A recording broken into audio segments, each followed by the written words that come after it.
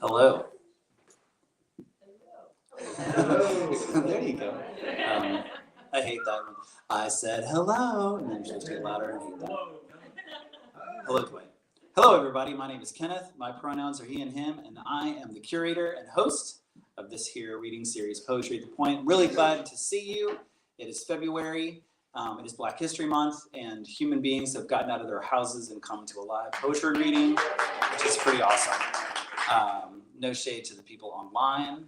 Glad you're here too. So I'm really excited to bring you the poetry of Jason Vasser-Elong and Asha Marie Larson-Baldwin. This month, you're really in for a treat. This is not exaggerating. We have a really stacked lineup for the next few months. And we're kicking off the year in style. So as usual, as we get rolling, I have a few shout outs, a few announcements. First, I always want to shout out our members. You can become a member very easily. You can go see Aaron in the back, or me, talk to me after you're done observing all this wonderful poetry. It's very easy. You can set it up. We make it as easy as we can for you. Shout out to Missouri Arts Council and the Regional Arts Commission. Their support makes this program and other programming we do possible every year. So I want to make sure we mention them. And as always, of course, the focal point, this beautiful, small mom and pop venue. We're very grateful to be an event that is hosted here.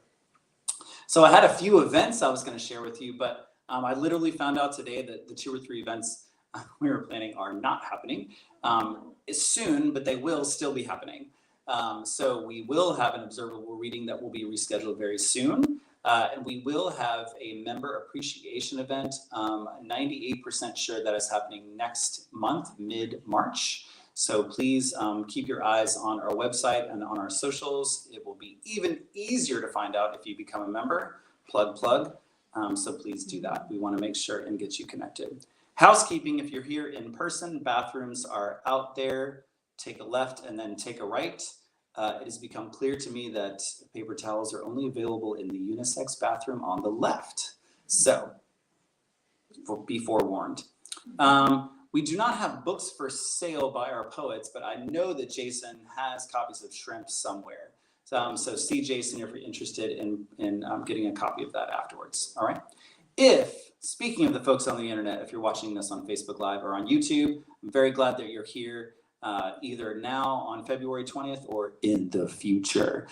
So please drop those comments on the live stream, because we will be having some conversation with these folks after they are done reading their poetry. And I would love to incorporate those questions, both from the folks watching online and then you here in person at the focal point. So as you think about those, jot them down, commit them to memory, and let's generate some conversation afterwards. Okay? I'm going to do something I don't do often, but I was trying to remind myself to do it today, and I'm glad I did. Can I just kick us off with a poem? Is that okay? Yeah. So I really enjoy, one of the reasons I don't enjoy social media a lot, but one of the reasons I enjoy social media is seeing what other teaching poets teach. I find that really fascinating. And Denez Smith posted the other day that they teach this particular poem around Valentine's Day. So it is one of the weirdest love poems I've ever encountered. And it's called The Quiet World. So in honor of Valentine's Day, by Jeffrey McDaniel. In an effort to get people to look into each other's eyes more and also to appease the mutes, the government has decided to allot each person exactly 167 words per day. When the phone rings, I put it to my ear without saying hello. In the restaurant, I point at chicken noodle soup. I'm adjusting well to the new way. Late at night, I call my long-distance lover. Stand by. I call my long-distance lover, proudly say, I only used 59 today. I saved the rest for you. When she doesn't respond, I know she's used up all her words. So I slowly whisper, I love you, 32 1/3 times. After that, we just sit on the line and listen to each other breathe. Isn't that great? All right. So our first poet this evening is Asha Marie Larson-Baldwin. a South Carolinian living in St. Louis while she works towards her PhD in sociology. She writes in the intersections of poetry and prose, experimenting with brevity and intimacy while exploring the contours and interiorities of her own fleeting girlhood. When she's not at school or staring at a screen, you can find her running around Forest Park or reading cheesy pop lit on Art Hill. Asha, please.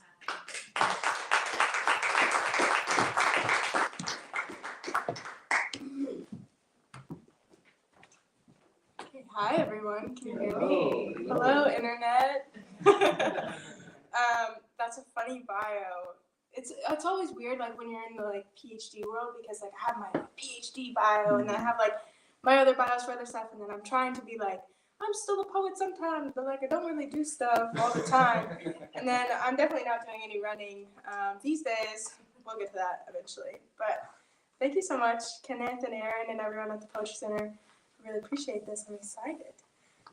So I have seven poems for you guys tonight. And I've been thinking a lot as I crest my 23rd year of life, of girlhood, of womanhood. I've like been really interested in this idea of girlhood because we do so much trying to grow up so quickly, but I'm also at the same time trying to be like, I'm a woman.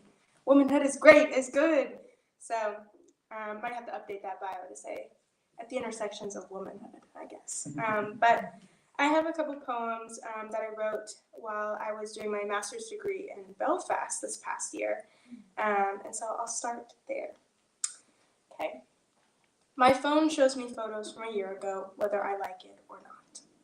Today, my college best friends and I are on a boat in the middle of the ocean, 2 days after graduation. You can see it in our eyes. An unexpected grief hanging all around us, but we're smiling anyway.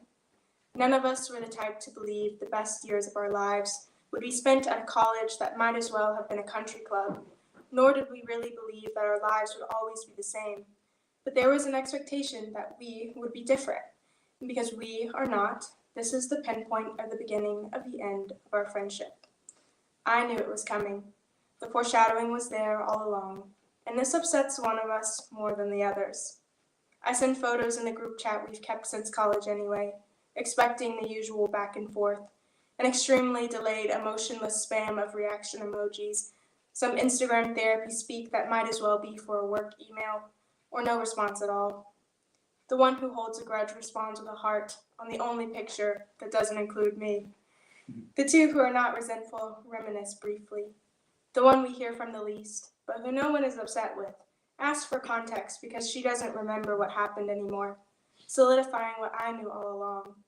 The things we hope to be life-changing are and aren't. So there's one. And then while I was in Belfast, around this time last year, I ran my first marathon. And I was planning to run the Atlanta Marathon this weekend, but alas, on my 18-miler 2 weekends ago, things went wrong. But if you run a marathon, it's going to be in your zeitgeist for forever. And so now I have some marathon poems. And here's one. Mile 19, and it's all uphill. I'm talking, wait, can I curse? Of course.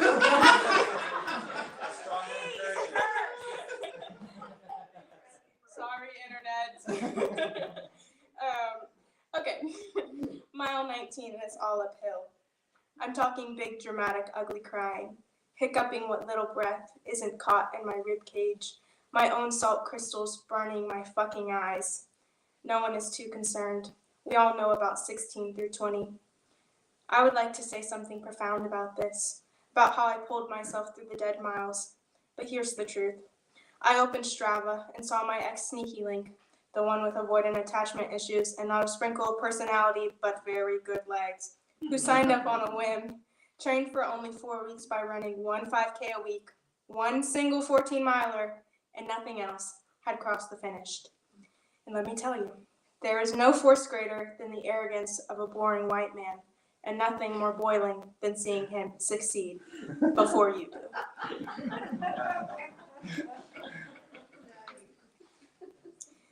And then after the marathon, things happen to your body that you may expect, may not expect.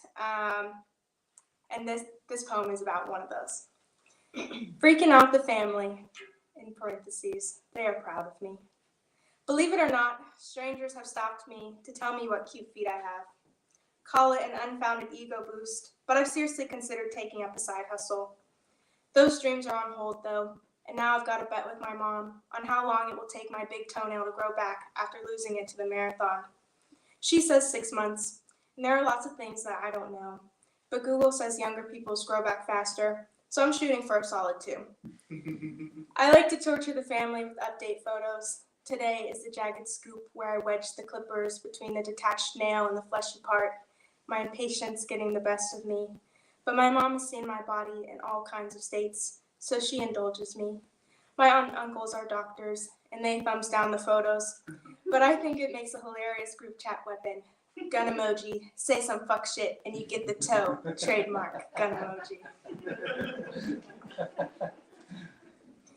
Okay, and then the last poem that I wrote, I wrote other poems, but the last one I'll share from Belfast. I did a 1-year master's degree in public history, and so it was like a whirlwind of a year. And I had to write a dissertation/thesis, and it was the bane of my existence. Basically took up all of my summer. And this poem is about that. Playing Sims 4 while procrastinating my dissertation. 9 hours in, I've won the lottery and have grandkids on the way. An alien abduction and a skinny elixir later, life is all good. My Sims may die in a pool that I have deleted the ladder to, or in a house fire, or from social embarrassment, and I may too, one day, in some calamitous, dull, or, I can only hope, some wildly hilarious way, at the hands of an otherwise benevolent God, who, understandably, must let tragedies occur. But what's the waste of an entire day if I can marvel at how satisfied and smooth-brained I am as I shut my $1,000 computer that has screamed at me like a whiny airplane preparing for takeoff, finally gulping with relief from running an entire world, and feel something like peace about the nature of the universe. Thank you for the mms, okay. And so a couple, not even a couple, 2 weeks after I moved home from Belfast, Northern Ireland, I moved to St. Louis. And so I have 2 poems that think about, I guess, just a very different chapter in my life that is so close to the one that I was just in. So maybe you'll hear some of the growing that I'm doing. Okay. Just outside Scott Air Force Base. There's no road to the house my grandparents lived in. Just cornfield and a dead-ended highway ramp under construction surrounded by cornfields. The leaves are as bright and crispy as they will get as we crest height of fall. Is this what they looked like 50 years ago today when they brought Uncle Rob from the hospital on base to their once-was house that has been flattened into the landscape since God knows when? My grandma has a way of telling us the same stories over and over again, but never talking about her feelings. I have known of this place, their neighbors, my uncle and my father growing up, an island in Turkey I cannot find on Google no matter how I spell it, and the details of a life so out of the context I know them through, that being here with them now feels like a movie, with actors from another movie I love, but whose storyline I can't quite disentangle them from. My grandma points at the hospital and her breath catches. 9 hours away, my uncle's grave has a new flower arrangement, and on her way out, my grandma cannot stop sighing, saying, wow, nothing has changed. How amazing and depressing. And then this one is about my other grandma. And it has a temporary title. I was sending these to my sister, who is on the internet. Hello, internet again. And we were debating what I should title this, and we couldn't come up with a good one. So for now, I've settled on WhatsApp chat as living room. The memory of my childhood is limited to busy shades of purple and dot-sized red bitey things. But Grandmommy confirms the unnamed motley in the front garden beds.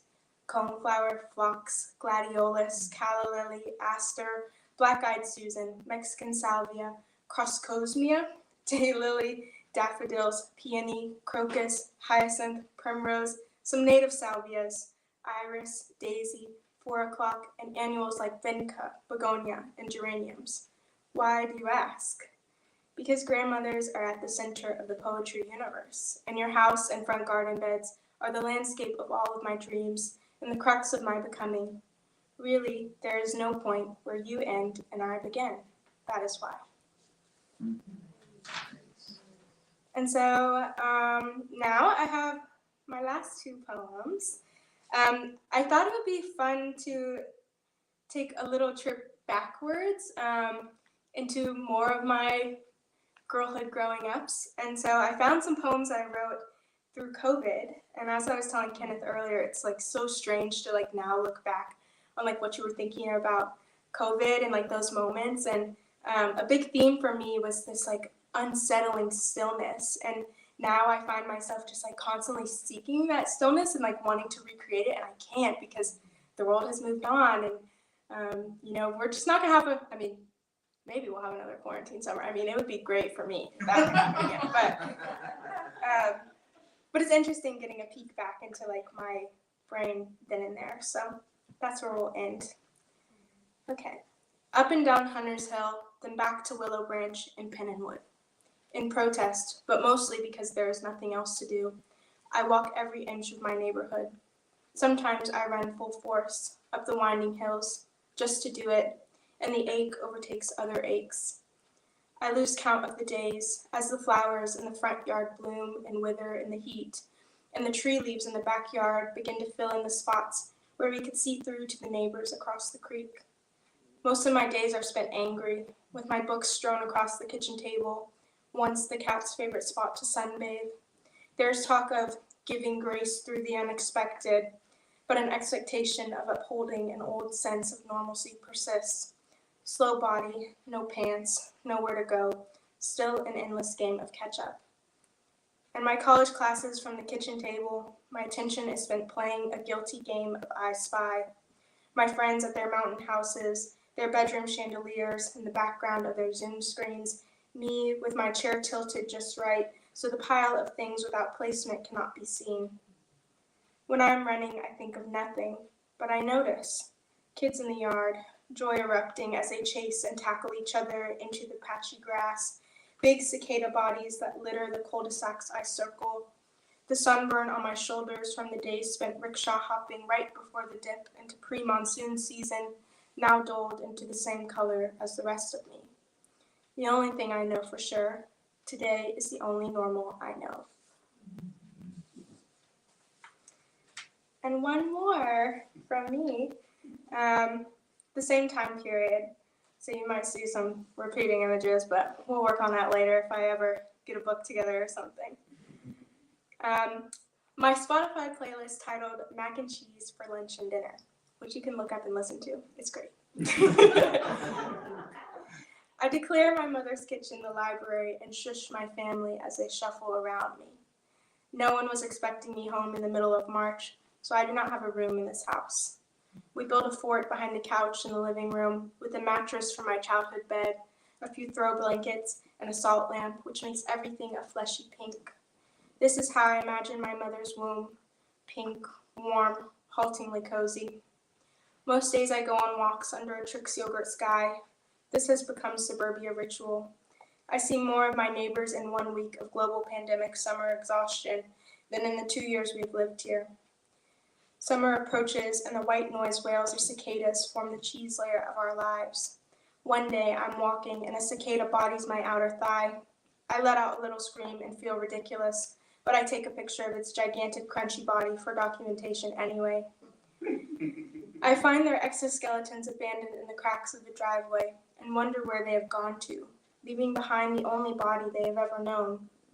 In the restless stillness that consumes our collective moment, it occurs to me that this is all we're doing, all of the time, like the animals we are, and maybe, as God intended, unzipping and stepping out of ourselves, singing our song, going off elsewhere into the world, and maybe, the lesson is, we look back too often, needlessly, and placing too much emphasis on the exoskeletons of our lives. And that's it. Thank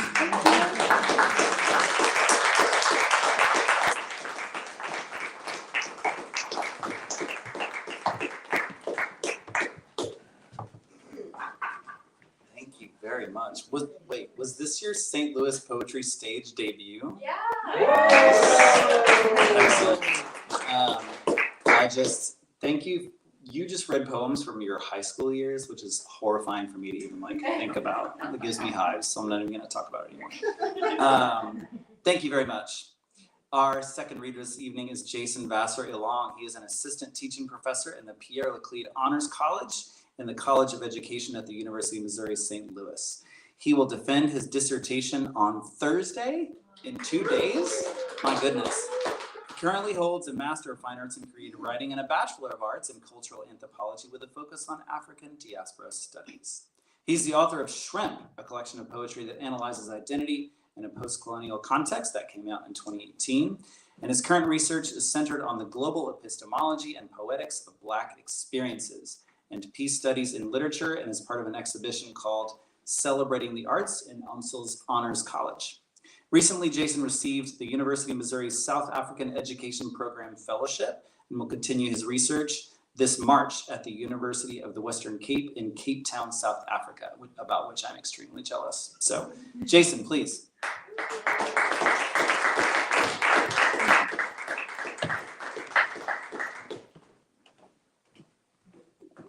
Hello, everybody. Hello. Hey, Internet, what's up? It's an honor to be here. I want to thank the St. Louis Poetry Center, Aaron and Kenneth and the gang. I just wanted to say I'm honored to be here. So thank you for having me. I'm going to begin with a poem from Shrimp, and then I'll read some new work. The poem I'm going to read from Shrimp is a poem called Black in February. And it's very dear to my heart, in part because when you're a person of color, particularly a person of African descent, February comes around. It's very interesting, the things that you see on television, the way in which people can accept your Africanness for this month, but then after that, you're expected to put back on this performative Americanness. In any event, Black in February. For 28 days, I get to wear every dashiki I own. Eat fufu and cassava, watch Roots, and be reminded. Then the spine of them books I bought back in June. For a few weeks, I get to be African again, while I'm Black year round. So why is it safe to be me every year round or after snow when it's way too cold to wear dashikis? My Cameroonian blood runs warm. My Portuguese blood runs warm. My Spanish blood runs warm. My Netherlandic blood runs warm. My English blood runs warm. My American blood runs warm. And the rivers within lead to oceans of time. Say the rivers within lead to oceans of time that do not recognize if I have left home yesterday, last week, or if I haven't been back to Africa in over 200 years. So the first poem I'm going to read, I'm actually working on a new collection called Amerikinda, and it's going to feature people and ideas that are truly American. This particular first poem it's called Martyr. It's set into a few sections. 1. The first patriot to die in the revolution that freed this nation from British colonial rule had to run for his own freedom. Black gold, Wampanoag. Back then, they would have called you mulatto or worse, though hero is how you are revered. That we could stand for something even here, where we fall and continue to try and find footing on this soil. It's years of toil and tragic theft and insult to the pursuit of happiness. And yet, had Black mothers never lent their milk, the children may have never lived long enough to see themselves held in faded pictures by the help who had no other choice. 2. You should know that in places where we live, the streets are named for slaveholders, but you have schools. The youth have come to know you, Crispus, and your name echoes in rooms among those who still search for freedom in this foreign land not yet home. where blood laid the foundation for its truth and soaks the ground like rainfall, and season after season there continue to be thunderstorms. These united have remained divided over bodies not our own, but struck down like redcoats at the dawn of a new beginning, and then celebrated in grand spectacle, given back to the land of the free, the home of the brave. 3. If the past teaches us anything, it warns that it is doomed to repeat itself. And to that end, where have we gone but back to Boston, into the thick smog of night, the uncertainty of who we want to be? In the face of change, who are we but sailors looking to survive the open water? Are regular people willing to express disgust at the thought of tyranny? Our age, the sum paid in the sons, eternally youthful in our thoughts, are the daughters that send fathers to stops and starts, the mothers holding on to the 9 months of certainty that for a time the babies were safe, but for a while at least there was hope, that at least they did not die for a lie.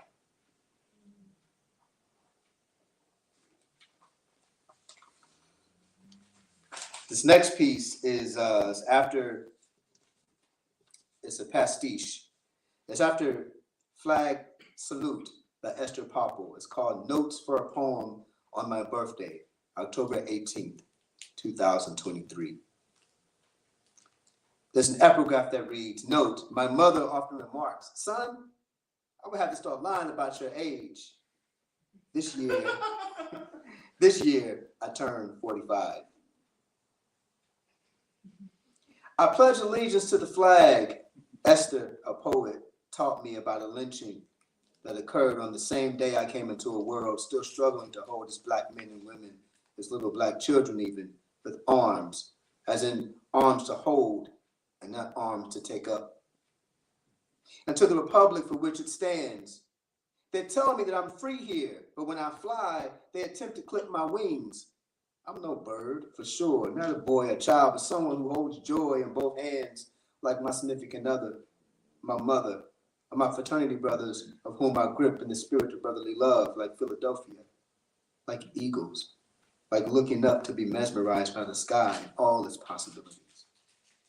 One nation, indivisible, and still they take souvenirs like rope or teeth that metaphorically dangle from gold chains, but nowadays it's bodies in prisons waiting for time that just keeps on ticking like clocks, like hands. Hands can hurt, hands can mend. We shake hands and then use them to defend ourselves from ourselves, but as for me and my gray hairs, just beginning to autumn on my chin, I will embrace the season I'm in and live, because too many of us have died for nothing at all. The crime only defined by obsidian skin set against ivory like the tusks ripped from the skulls of elephants who died before their season. We hold these truths to be self-evident that all men are created equal. But that too is a lie.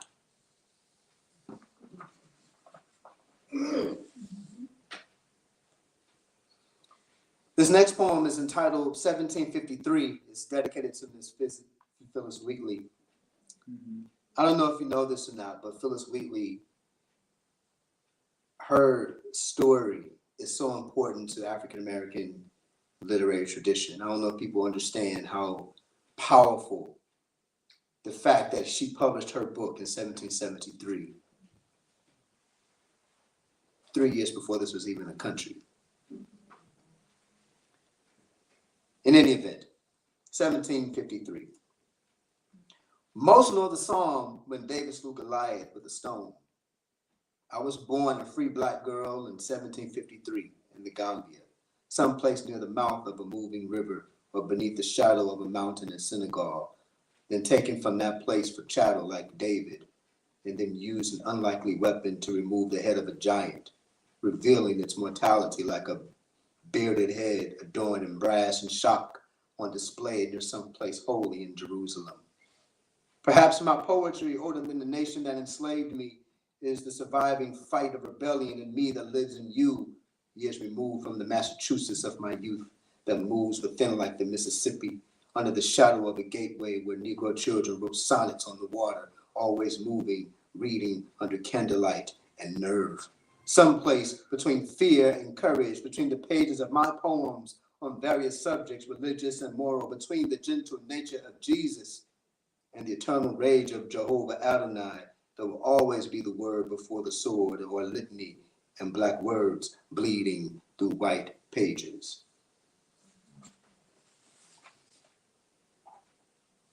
You know, generally I'm a nice person. Generally I'm a very nice person. But this country does things to people who look like me. And rather than become what they want me to be, I channel my inner Dunbar and do something with that energy. This last poem is entitled On Symbolism and Meaning. So before I read this poem, someone tell me why there are so many flags in this country. Anyone got an answer to that question? We're in one country, and how many flags do we have? This is my answer to that rhetorical question on symbolism and meaning. Flags are interesting.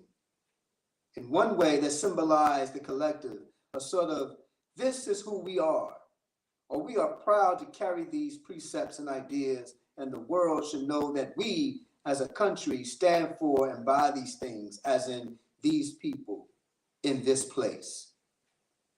In quite another way, they signify an objective, a sort of, this is who we are, and we are proud to carry these ideas of prejudice, and the world should understand our belief as justified by hate, that by these things, as in those people, do not belong in this place. Some confuse the issue altogether, and in metaphor, insight that who we are is not so opposite per se, though a river runs red across a colony, and in its current blood fills the line, as in one not to be crossed, as in those people are not mine. There's no need to protect them in this place. Still others warn of impending danger that mean who we are as a community is separate from them who mean to be united. As in theory, there is freedom for everybody, though in practice, it's something entirely cold-blooded, lurking beneath like something slithering, hunting, or being hunted in this place, where allegiance is tied to tongues, however split. Thank you.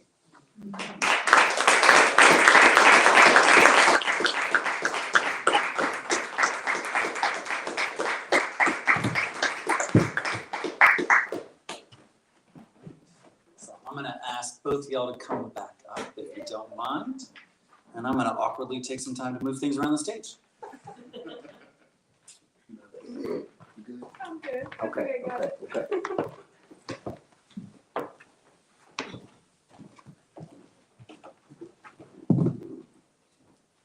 What should I say? Wherever you like, surprise me. Okay. I'm glad you chose that one. I don't like being in the middle. Hi. Hello. So, a bit of an origin story. So, Poetry in the Woods, whose praises I sing at every reading because they're great, happened in October of this last fall. And I think it was lunch break on the first day. I was kind of, I don't know, halfway through the line maybe. So a bunch of folks were already sitting outside, and you're trying to figure out like, who do I want to meet? Who do I want to like know more? Like, where are the cool kids? You know what I'm saying? And I saw Asha, who I just became buddies with, and sat down. And Jason comes out, and I had immediately found out I'd sat like in Jason's seat, right? So strike one already. But Jason comes down, sits down, and these two immediately jumped into this conversation pretty quickly about their experiences of their racial identity abroad, which I found really interesting because I think just as Americans, we can get so insular with how we think about ourselves and our identities and our Americanness. And so I just found that interesting. So you're welcome to kick off there if you want. The first question I did have to ask was about Black History Month, but I'm actually just gonna like pivot and ask if you wouldn't mind speaking to that a little bit, because you both have extensive experiences, really deep, meaningful experiences traveling abroad. that have to do with that identity in some way. So yeah, I'd love to hear a little bit more about that.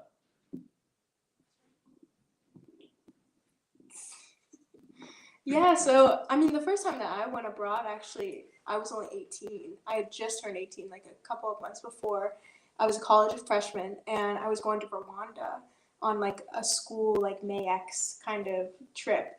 And so we were studying like the genocide against the Tutsis, and I was really interested in like symbolic landscapes and how we tell stories in the public, and that's still like what all of my research continues to be about because in high school, in the same town that I grew up in and that I went to college in, I became a high school activist kind of unexpectedly because my high school had a Confederate namesake that is protected by South Carolina law. And as a 16-year-old, I was like, we should change that. And South Carolina was like, no N-word. And I was like, oh. And so then the rest of my life happened. But I went to Rwanda, and I thought it would be this like, this coming home of sorts. Because like as Black Americans, we hear about Africa. I think we kind of idealize it. I mean, if you're familiar with like Marcus Garvey, I mean, I had no critiques of Garvey before this experience. I was like, yeah, let's go to Africa. Why not? And then I got there, and I was with a whole group of like white Americans who were like 18 and 19 years old. Don't do that, by the way. Bad idea. And it just wasn't what I expected. Like I was called a Mzungu, which means colonizer. I was staying with a host family, and they'd be asking me to show pictures of my family, and I'd be showing them pictures of like my Black biological father, my Black biological grandparents, who I look very much alike. And they'd be like, yeah, they're Black, but you're not Black, like you're white. And I'd be like, another like identity crisis happening, like in America, like it's not right because my mom is white, and then here in Africa it's not right because I'm too white. Like you can never win. And I also was experiencing like racism within the group that I was with, so it was just very complicated for me. And I still am trying to like unravel what I learned from that experience. I think what it taught me is just like how important my own nuances and that's okay, and that there's no one way to be Black, and it's okay if other people don't accept that or see you the way that you understand yourself. But that's the whole point of identity, is that it's a self journey. And so one day I would like to get to go back to Africa and like feel, a better sense of community on the continent. I have African friends, but yeah, my first introduction was a little rough. So getting to hear that your experience was like really good, I'm like, one day maybe. But yeah, so that's what we were talking about, is just our differences. If I can add to that, so my partner and I went to Cameroon recently, and we were at the University of Yaoundé 1 I participated in a conference they had, and in the audience was a Cameroonian woman who was around your complexion, and she had blonde hair. I think she wasn't an albino, but she was very light complected, and she asked me a question after the panel, and she said, how do Black Americans identify? Do they identify as African, as American? Like, how do they see themselves? And I said, that's a complicated question. I said, it really boils down to notions of beauty. Because when you think about the notion of whiteness as juxtaposed to Blackness, it's all about these arbitrary notions. And they struggle with that in Africa too. And so the conversation sort of pivoted to how, and even in Africa, there's a struggle with Africanness. If you're a lighter complected or if your hair texture is different, then people will ostracize you because they don't. That's how colonization works. That's how racism works. It puts people against one another. And so I think I think resting in your own identity is the right way to go. We went to Israel, and we were on one of the tours, and there was a man. I believe he was from Texas, but he saw me, and immediately he was like, "Oh, what's up? How you doing? How you doing? How you doing?" And I'm thinking to myself, he said, "Oh, where you from? Are you?" I said, "I'm from St. Louis." He said, "Oh, I'm from Texas." And then we had a 7-minute conversation that I know in Texas we would not have had. Here we would not have had. But we find ourselves in Jerusalem, and all of a sudden we get to be countrymen. And I just found that really, really interesting. That is interesting. I appreciate that. I want to go back to kind of my intentional initial question, right? Which was, and transparently, excuse me. So I do diversity, equity, and inclusion work for a living. So that's a lot of how my brain works sometimes, even when I am not at work, obviously, right?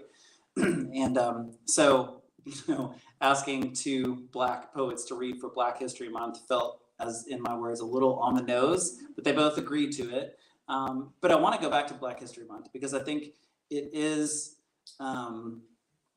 it's just such a complex concept now, I think. And speaking personally, I have never been a huge fan of spending tons of energy, like in my work on cultural celebrations, because I feel like it distracts from our ability to do like more and different work. And folks spend a lot of time on food, fun, and flags, as we call it. So anyway, so I think that's a trap we can get into. But I'm curious, just this year, right? Maybe we'll just leave it there. This year, how has Black History Month landed on you, more or differently than in the past? Yeah, I mean, coming back to like this whole question about like how do you rest within your identity and like coming to terms with like other people's ideas of your identity, maybe being in tension with your own ideas, whatever.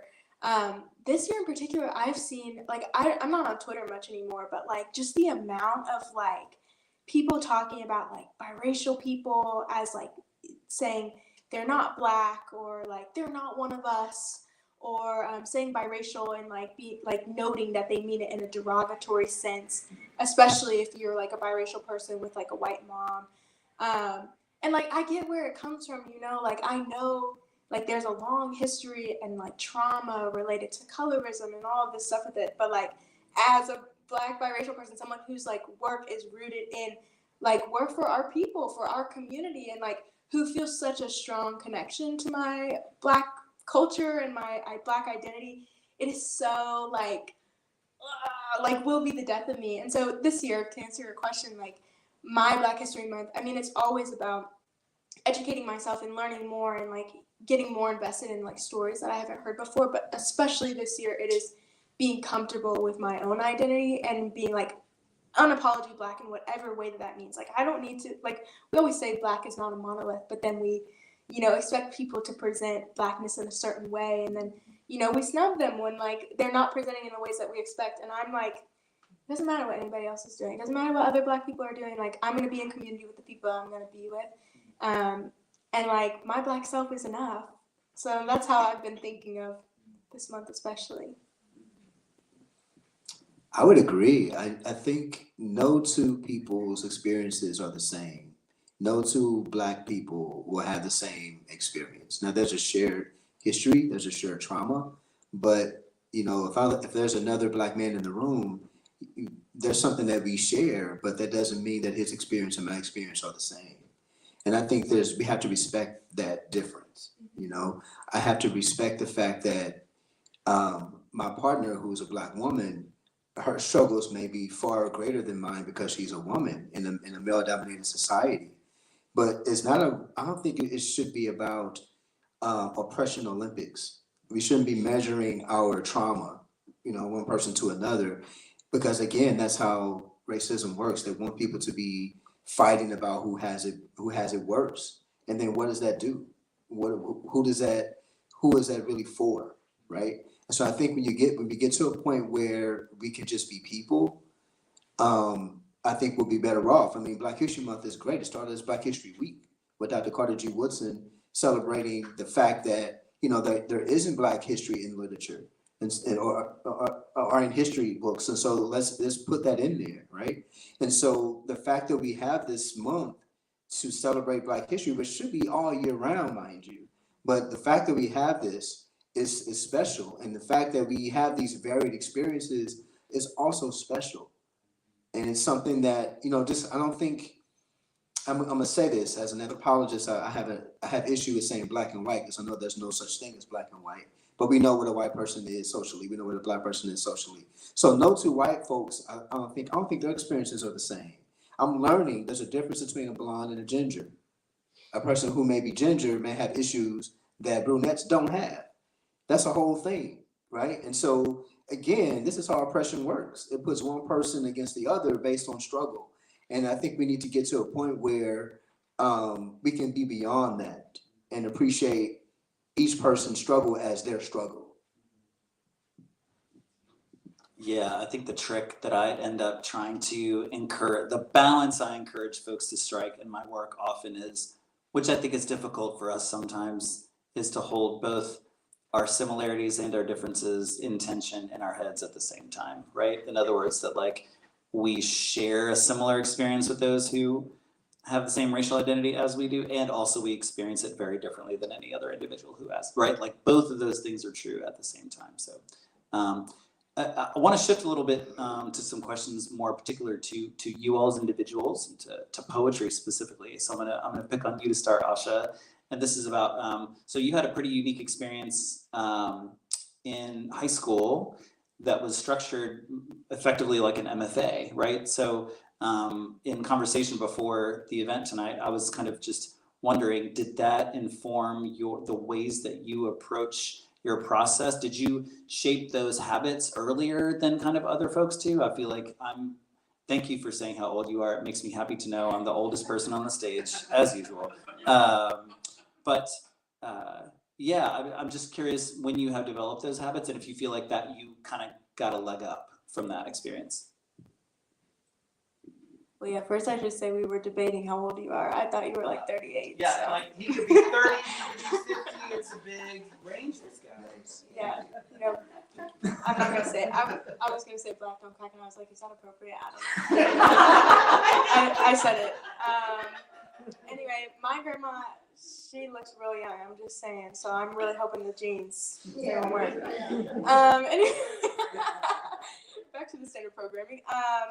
Yeah, so I was really lucky. I got to go to this magnet high school, which was like a half-day program specifically for like students doing art. And so I got accepted for creative writing, and I was in this like studio with 11 other kids, and we were taught by like, I guess my teacher, we called her by her first name, Sarah, but she like went to University of Alabama, and she structured it the same way that she had done her MFA. So we went through all the genres, and like every week we were given a prompt that was super open-ended, but like rooted in, you know, different literary icons like work. And so we were kind of practicing what they're doing, but also the intention was to experiment with craft and also with process. And so sometimes it was more of an embodied kind of practice, and then other times it was like, you know, I'm writing a blog about how one of the prompts we had was just like about questions, and so I made like this book of questions instead of like actually doing a prompt, but like you could run with it wherever.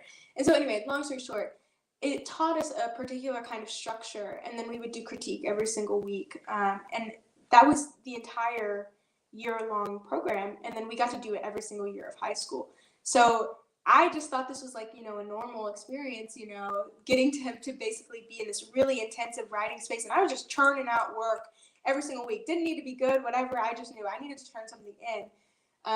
And so I think through that experience, I learned, you know, the discipline of writing, and that craft is a skill that you work on. It's not just about talent, you know, like talent got me into the program, sure, you know, potential, whatever.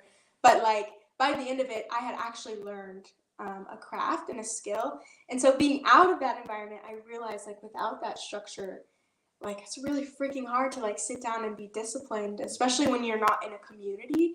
And I've had a writing community for, you know, from when I was 14 years old until I was 17 writing. And God, I don't want to look at those poems, but yeah, I don't know if I have a leg up. I think what I realize now is actually that I had such a gift of an experience that I didn't fully take advantage of, and I'm still trying to figure out how do I take what I learned in high school and like apply it to my life now. And it doesn't work because there isn't that structure like we were talking about, and there isn't, you know, that community that like keeps me inspired. So I have to do that work by myself. And so I'm learning how to do that by like keeping up with my reading and by going to like see other art shows and stuff and being inspired. But yeah, I'll like write a poem in like 30 minutes because I had like some spark of inspiration and like bam, bam, bam, it's done. Maybe like we'll change one word like a week from then, or like change the title, whatever. But then I won't write for months later. Like even bringing 7 poems today, I was like, Jesus Christ, like gotta really like go in the vaults. But you know, like in a month from now, I might be like, poem, bam, never write again until like 2026. Who knows? So yeah, so I don't think that answers your question, but yeah, structure and craft and thinking of writing as a skill or as a muscle that you have to always work on is something I constantly think about, and I cannot bring myself to flex it enough, but I'm trying to figure that out. It's tricky.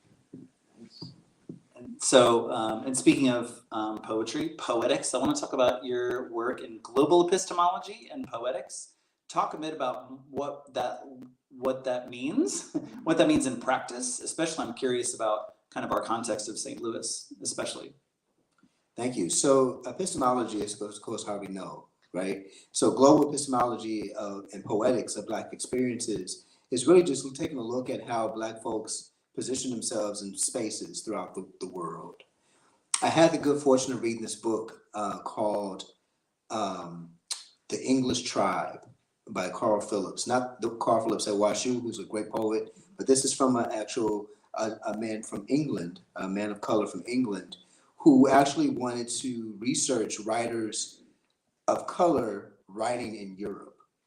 So for example, there's a chapter in there called Dinner at Jimmy's, where he's writing about James Baldwin in his home in Paris, and he actually entertaining Miles Davis for dinner, and how the protagonist in this particular story, this is a true story, he actually was invited to dinner to interview James Baldwin, Carl Phillips, and he was so I guess starstruck he didn't come in, but he was able to see from the outside Miles Davis and James Baldwin kind of watching movies and having brandy and just relaxing together. But it was really just a collection of stories about how particularly Black men, what their lives are like outside of America. And so it led me to question, like, okay, how do we identify our Blackness? I did a book review for this book called Black Man in the Netherlands, written by an anthropologist named Franco Guadalupe. And in it, he talks about growing up in the Netherlands as a Black man in the 80s and what that was like. And so part of that was him listening to KRS-One and wearing clothing that we would wear here in America. Their cool was what we did. And so for me, I'm like, okay, in the Netherlands, they're equating coolness with emulating what we're doing in the States. But also in the States, we're emulating coolness with wearing kufis, right? And trying to be as African as we can be. And so there's this conversation in symbolism that people around the world are experiencing. And so that's really what global epistemology is. It's really how we envision ourselves in the spaces in which we live. And in St. Louis particularly, depending on what part of St. Louis you're from, you behave and dress a certain type of way, and people pick up on that. The whole question, right? The internet knows this question. Where did you go to high school? What are people really trying to say when they ask you that question? If we went to Ladue, that means something different if I went to Riverview. And so this whole notion of being Black in these different spaces, it really sort of shines a light on how performative our lives have become. Right. If I live in Webster Groves, that comes with it this, am I supposed to behave in a certain way? Am I supposed to dress a certain way? Talk a certain way because I live in Webster Groves? Whereas if I lived in Bayton, does that look differently?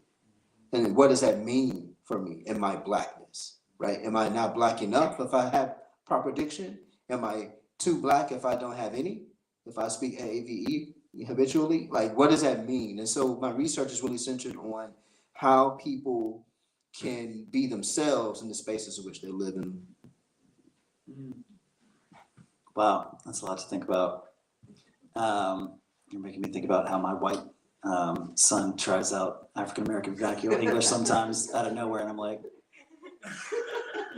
how complex of a conversation can you have about appropriation right now?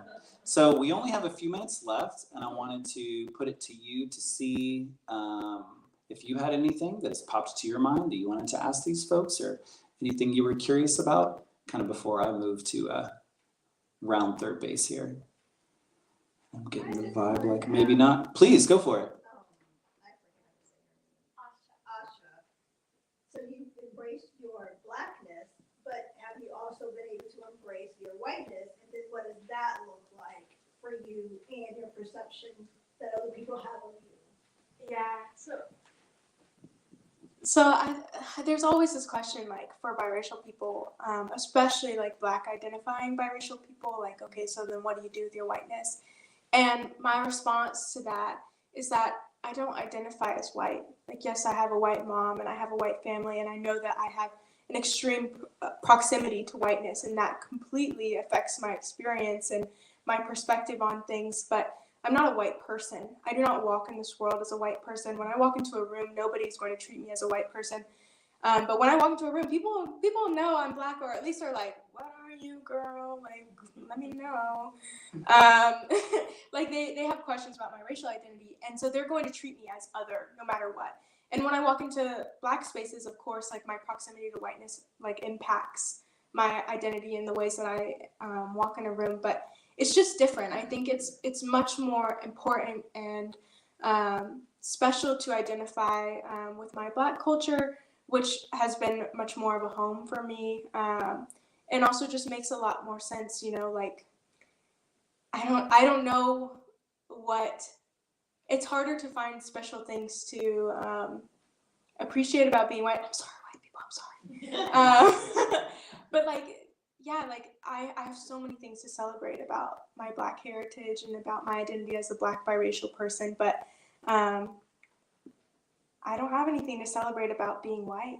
So I don't. And I don't think that my white family would be offended by that. My mom has done a really intentional job of like making sure like my sister and I like were very rooted in our culture and like took care of our hair and appreciated our identities and things like that, and let us come into our own identities themselves. So yeah, but it does require a lot of care and attention, and I'm always changing my ideas and understandings about my identity, and I'm sure how I identify at 30 and 40 and 50 will be different than how I identify at 23, because when I was 16, I was different too. You know, like I was still straightening my hair back then. But yeah, thank you for your question. I hope that answers it. Yeah. Yeah, if I could answer this. So I created a course called Allies, Spies, and Secret Friends, which is all about allyship through slavery, Jim Crow, Ferguson, and beyond. And so I'm going to ask a question to the group. Have any of you heard of the Grimke sisters? yes. Okay. And so in that, you know, there's this notion, I used to hold this notion that whiteness equated racist. I used to think that everywhere in the South, I'm going to be met with Confederate flags and people who hate me for no reason. But that's not true. The Grimke sisters, particularly Angelina Grimke, who's the great aunt of the poet Angelina Weld Grimke. In any event, she was from a slave-owning family in South Carolina, and saw the evils of slavery at a young age, and became an abolitionist. And so her and her sister Sarah became leading figures in, say, women's suffrage movements, and they became very outspoken against the abolition of slavery. You know, so if what I've noticed about some of my people who happen to be white, they don't have anything to hold on to that they can feel proud of when we think about slavery. But there were a lot of people who were white who were abolitionists, whose families come from slave-owning families, who they decided to say, this is wrong. We're not doing this, right? And so I think there's this intersection of white guilt and white fragility that's juxtaposed Black pride and Black resilience. And I think in America, and particularly in St. Louis, I don't think people have enough history to understand the intersection of the two, to know that there were white people who were putting their bodies, like Elijah Lovejoy, putting his body, his livelihood on the line for Black people. People need to know that. People need to understand that not all white people are racist. But they also need to understand that not all Black people, there were African kingdoms who traded with the Portuguese. So as much as I am proud of being African, I have to wrestle with the fact that my people were part of the issue of the transatlantic slave trade, right? And so I think when people have a good hold on history, they can make these inferences themselves, but I think it starts with knowledge. But we're in a state now, not a state, but we're in a situation where textbooks are now being edited to remove history. And so I think it's time for us to start adding history that people can really understand the nuance of history and how that shows up for us today. I'm going to leave it there. I have a lot to say. I appreciate that. Yes, everything that you said. Thank you both for sharing very much. Can we start to round third base by showing these poets our appreciation?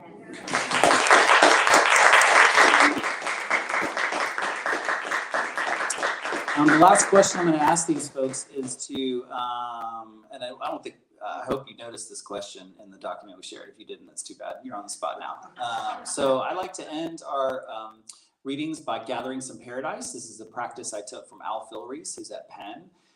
Just asking folks who maybe think about this stuff more than the average person about what is really exciting them these days. A piece of art that you just discovered, a book that you just read, a poet that you have uncovered, a Netflix documentary that's really getting you jazzed, whatever that is. I would love for you to share that with folks, and I'll give you a second to think about it. Oh, good. Well, I'm going to give one anyway because I have the microphone. I'm going to give you two. One is, it had been sitting on my Netflix list forever, and I finally watched, I believe it is from 2018 or 2019. It's called The Racial Divide.